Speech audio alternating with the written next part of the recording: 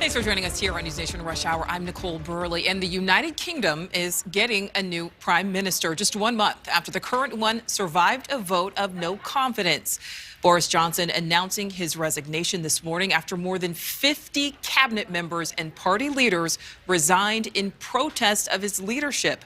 Members of his own party began calling for him to step down after a series of missteps, including his handling of a sexual misconduct scandal involving a member of his own party. Now, Johnson will remain prime minister until a new one is chosen. Here's what he had to say today. I know that there will be many people who are relieved, and perhaps quite a few who will also be disappointed. And I want you to know how sad I am to be giving up the best job in the world. But them's the breaks. Them's the breaks. All right, joining us now, NewsNation's political editor, Chris Steyerwalt. Chris, we appreciate you being here. All right, what does this change in leadership possibly mean for the relationship between the UK and the US?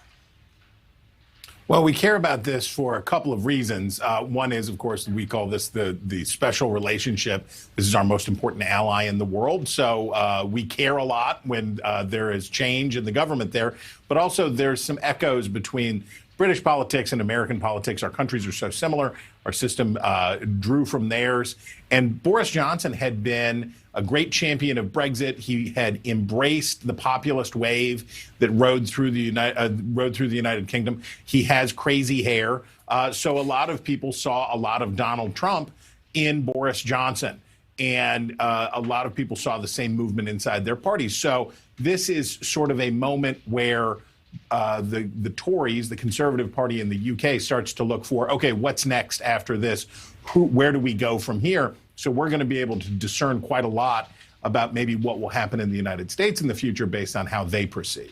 Okay. And, you know, Chris, we just played a little chunk of that resignation speech there, but he did specifically mention the war in Ukraine. What kind of impact could this have on the ongoing war there?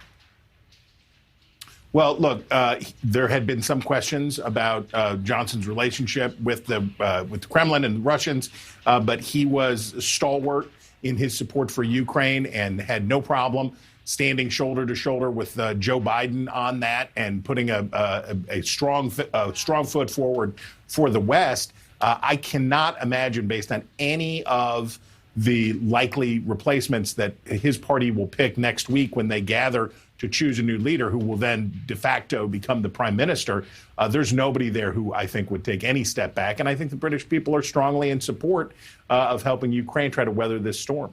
Well, you know, speaking of that, we're talking about the resignation of a major Western power here. Does this weaken the alliance against Russia, you know, essentially giving Putin an opportunity to try to capitalize on chaos?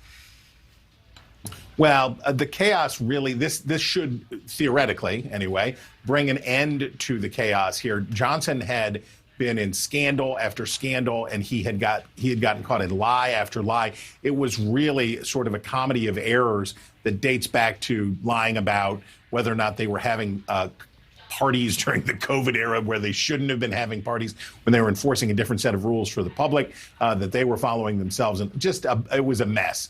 So the hope that Britons will have, and the hope that the Western alliance will have, is that with Boris Johnson out, that things can get back to normal and get back to a more stable footing in the UK. Yeah, maybe smooth things over a bit. All right, Chris Steyerwalt, thank you for that.